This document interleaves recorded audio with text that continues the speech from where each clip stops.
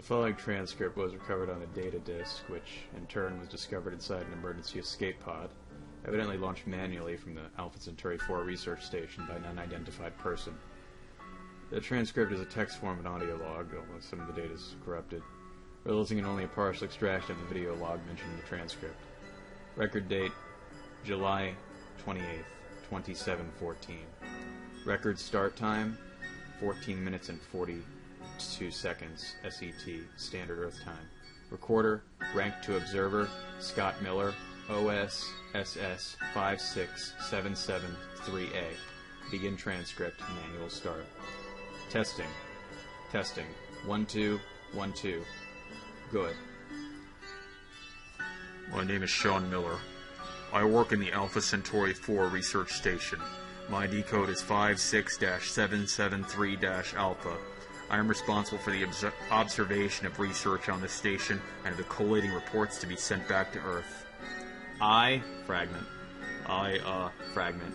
Seem to be having difficulty typing, so I'm doing an audio log now. It's fragment. It's so hard. So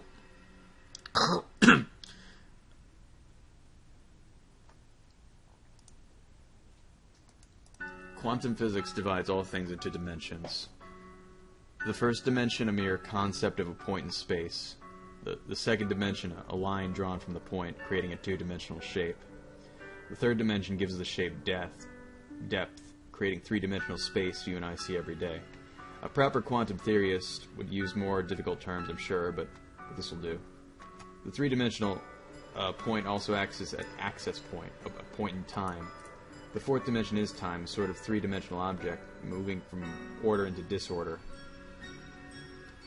A vase falling from a table and shattering on the floor, for example. A sort of three-dimensional objects forming a uniform line which in turn cannot turn on itself. The fifth dimension gives time a shape, allowing it to ebb and flow, creating the multiverse. An infinity of routes time might have traveled, a fork in the river. What if the vase never fell? What if it was never there to begin with? It boggles the mind just thinking about it. There are more dimensions, but they are no matter to us here, save for one. This log is paired with a big log of our experiments. The scientists narrate it, or I thought they did, but after the experiment began there was no sound. All was still and quiet. I'll do my best to narrate the vid log, as a layman, to give perspective on those who might watch it later.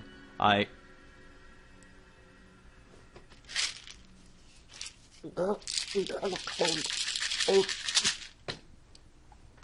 vidlog begins in a room.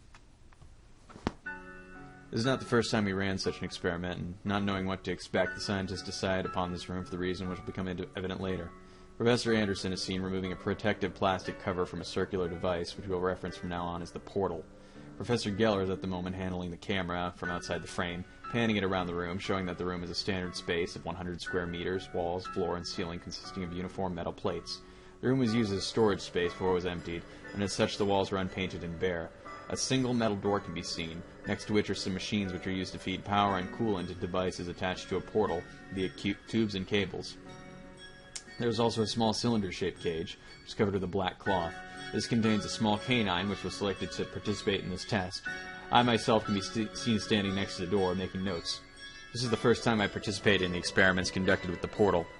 Professor Geller now moves the camera close to the portal and places it on a tripod, so that even the view is through the portal towards the solid back wall of the room. The original audio track contains some notes and narration from the professors at this point, as they talk through a power-up sequence of the portal. You can see the light in the portal as it's powered. The sequence takes precisely 43 seconds. The light fades after a short while, and the portal seems unchanged, save for two details. There are now two objects visible that were not visible from before. A small object on the floor near the portal, and a larger shape in the back corner of the room. All audio is cut at this point.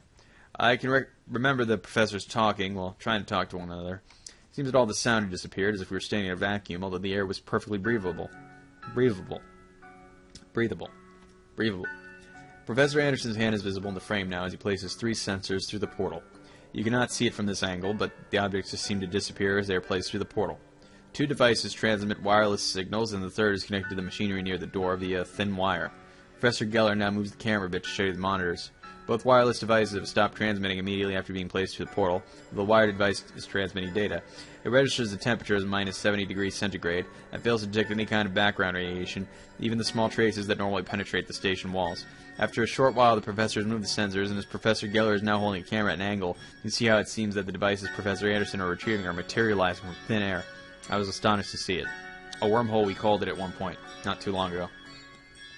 The professors have named the space behind the portal as Dimension Zero, though few call it with a different name. Click. Button. Pause. 81 seconds. Metallic object clattering against a hollow metal surface table. Pause. 12 seconds. Click button. I rewinded the vidlog a little. I didn't want to see. Professor Anderson is now holding the camera next to the portal while Professor Geller moves the portal. The small gauge has been covered by the cloth hand, and it moved aside by Professor Geller. The device is standing on a wheeled stand for easy transportation. There's still no sound.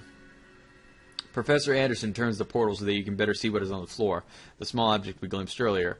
This is the first time the objects are properly studied, as we only had a limited time to conduct these experiments due to the massive power drain of the portal. There's only one previous study conducted alone by the late Professor Stone, who didn't use the camera to visually record the event.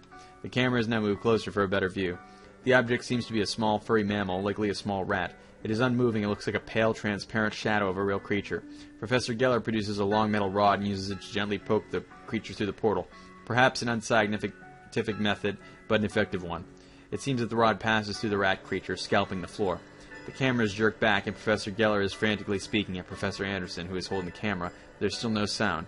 The professor drops the metal rod and represents his palm to the camera. There's a black mark on his skin, as if it is very localized frostbite, is called superficial necrosis of the skin. Geller grimaces and shakes his head.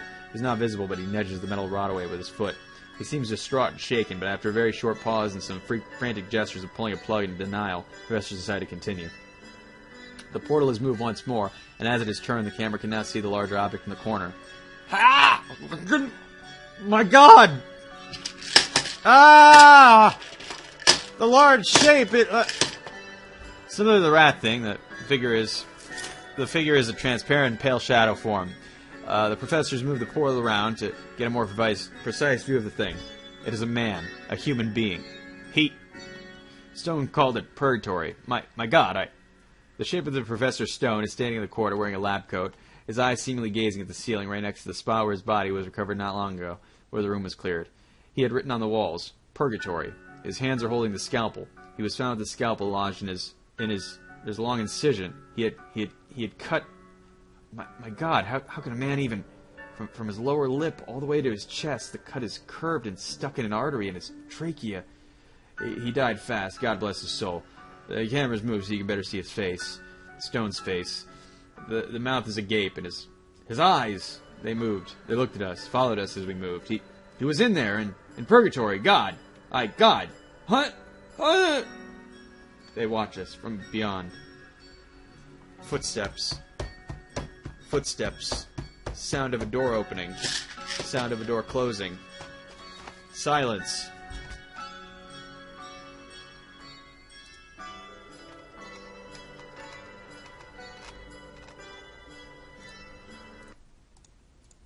Addendum. No communications were received from the Alpha Centauri 4 research station after July 4th, 2714. A rescue party arrived aboard the USS Killigan on September 1st, 2714. There was no sign of the crew of the research station. One body was recovered from the morgue, that of a Professor A. Stone. He had died from drowning, likely in his own blood, and or massive blood loss due to a self-inflicted wound. The portal device mentioned in the transcript was recovered, and its safety is currently under evaluation.